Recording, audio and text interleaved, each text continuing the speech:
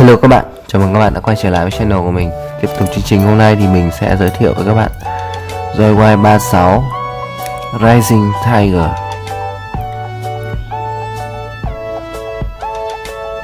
Ok,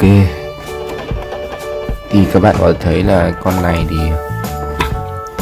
về hình dáng bên ngoài thì khá giống với Beatlager các bạn ạ. Các bạn có thấy là bộ giáp mặt thì giống hệt Beatlager, tuy nhiên bộ giáp bản thân này thì là khác. Về phần vũ khí cũng khác nữa các bạn ạ. Vũ khí thì có một thanh kiếm cộng với lại khẩu súng xoay, cộng thêm súng ở đây nữa.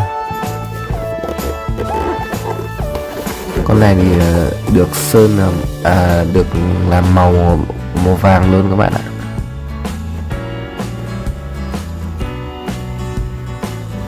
Nó có thể gắn thêm nhiều vũ khí như ở đây.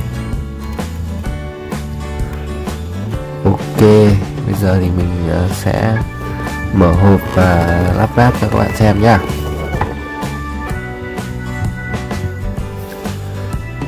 Ok, đây là quyển sách hướng dẫn của nó các bạn ạ.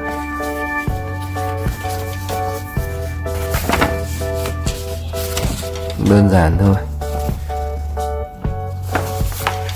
Ok, bây giờ mình sẽ review từng chi tiết bộ phận cho các bạn xem nhé. Đây là phần giáp của các bạn này. Phần giáp thì nó đã được sơn vàng luôn này, rất là đẹp các bạn ạ. Sơn vàng là metallic.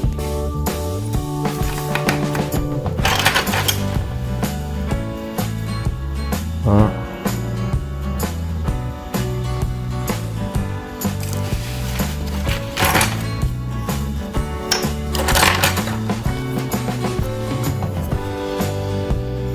Nhìn rất là đẹp các bạn ạ.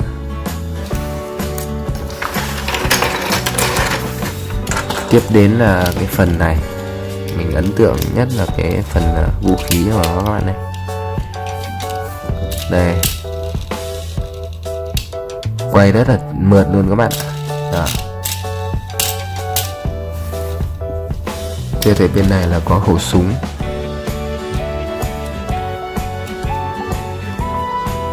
Mình bấm công tắc này. Đấy, cái kiếm bật ra và làm cái này quay. Bật lại nhé. Rất là tuyệt vời các bạn ạ. Về bộ máy của nó thì mình thấy là máy của nó về hình dáng bên ngoài thì nó giống hệt cái máy trước thôi. Cảm giác là không có gì thay đổi cả các bạn ạ.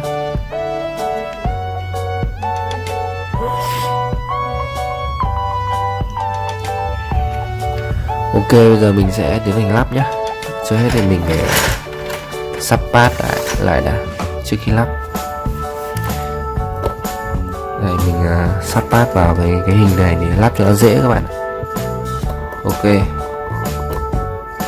các bạn chờ một chút nhá. Ok các bạn, mình đã sắp xếp lại các pad thành hình này, lắp nó nhanh hơn nhé. Ok, giờ mình tiến hành lắp thôi. Như quen thuộc là hai cái bộ phận dẫn chuyển động.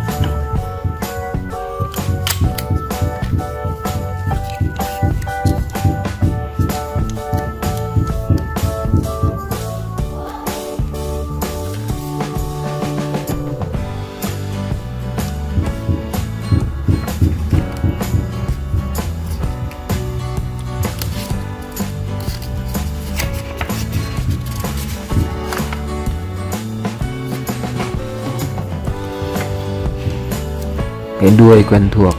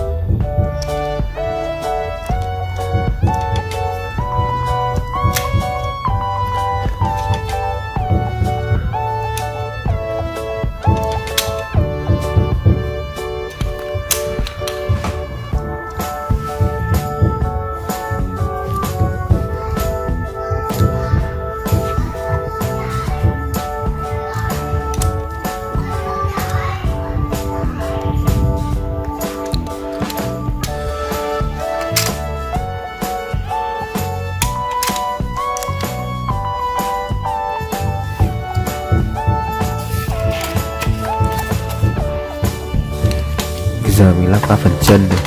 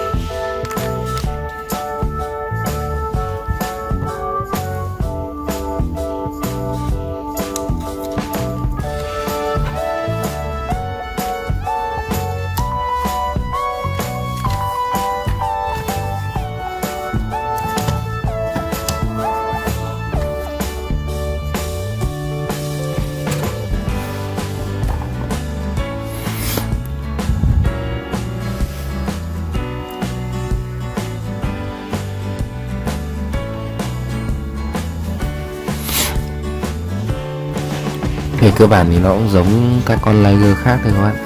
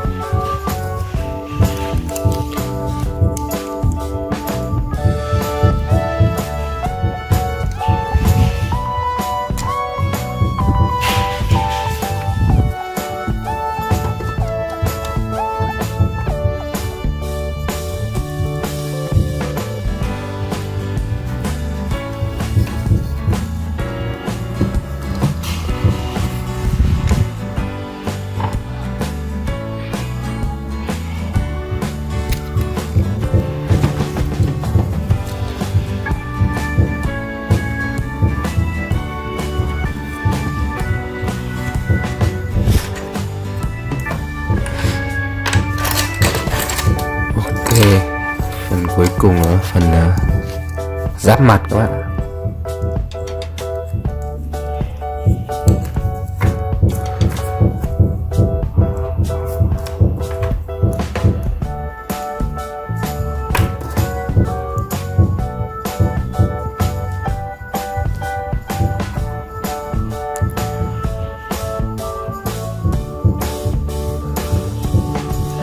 Không đúng lắm nhé.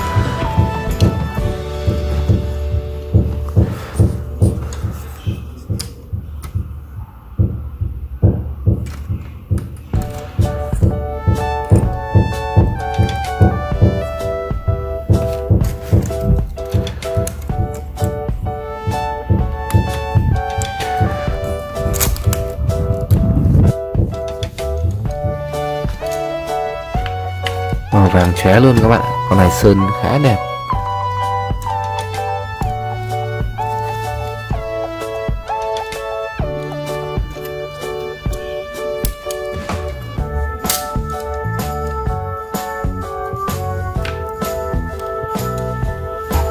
Lắp cái giáp mặt thì hơi khác một chút.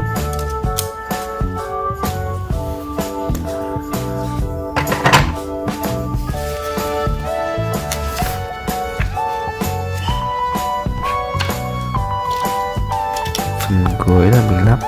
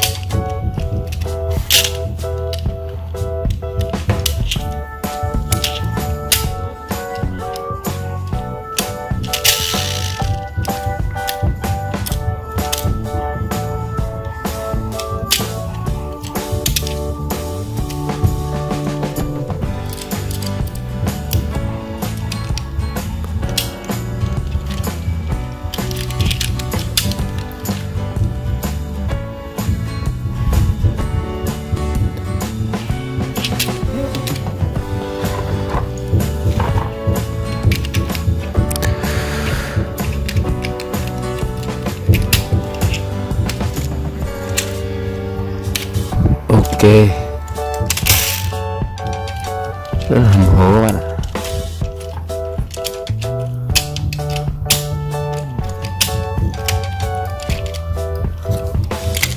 Chỗ này vẫn chưa vào.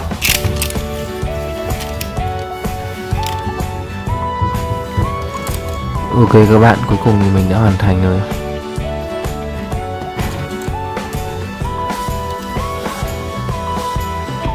Mình có một con màu đỏ khá là hợp nhau các bạn ạ.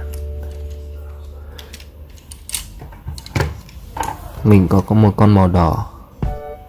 Mình đã sơn lại.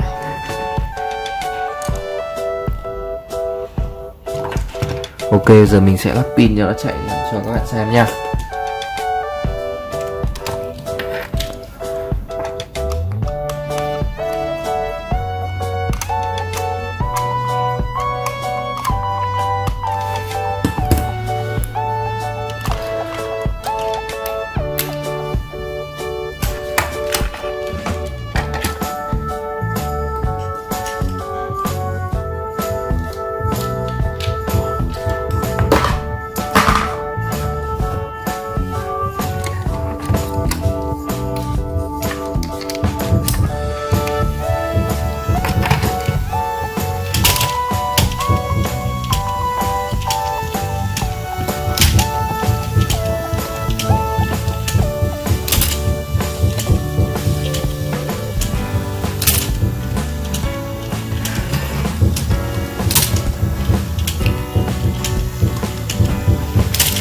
Các bạn ơi, khi cái này đập xuống này, cái súng nó quay.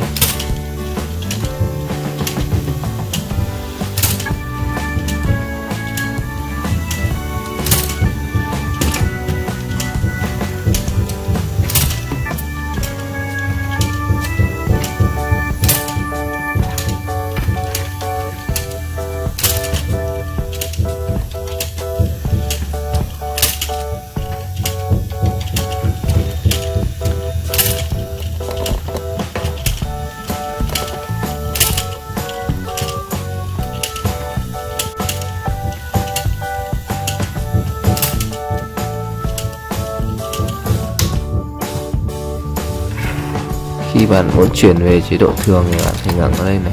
Đó.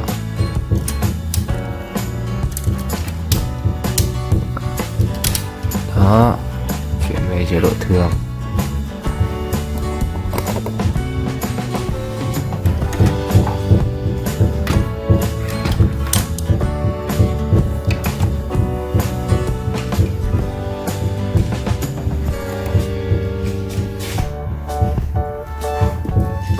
giờ mình sẽ quay cận cảnh lại các góc cho các bạn xem nha.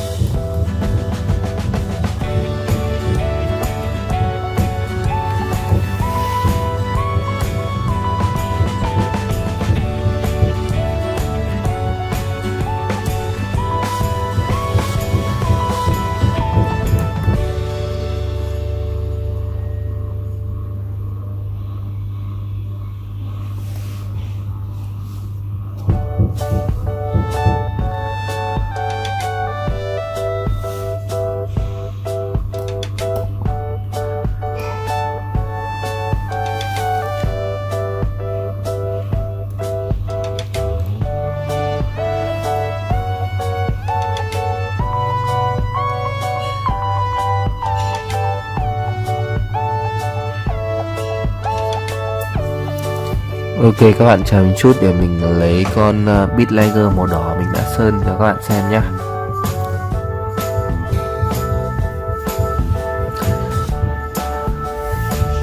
Ok, đây là con bit layer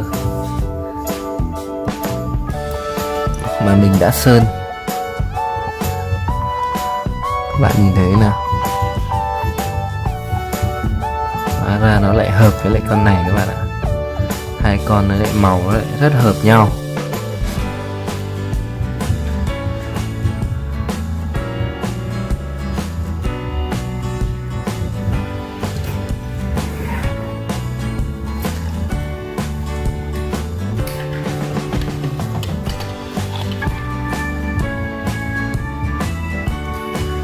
Con này sẽ đi với Iron Man các bạn nhé.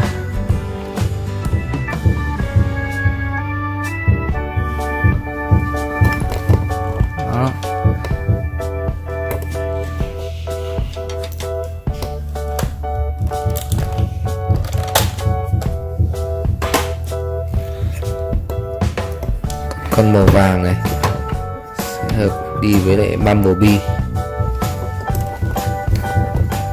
quá là hợp luôn các bạn ạ.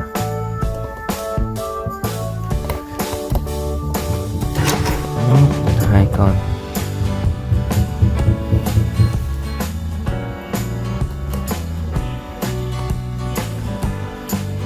Ok, mình xin dừng video ở đấy nha. Cảm ơn các bạn đã theo dõi. Đừng quên like, subscribe để ủng hộ kênh nhé. Thân ái chào các bạn.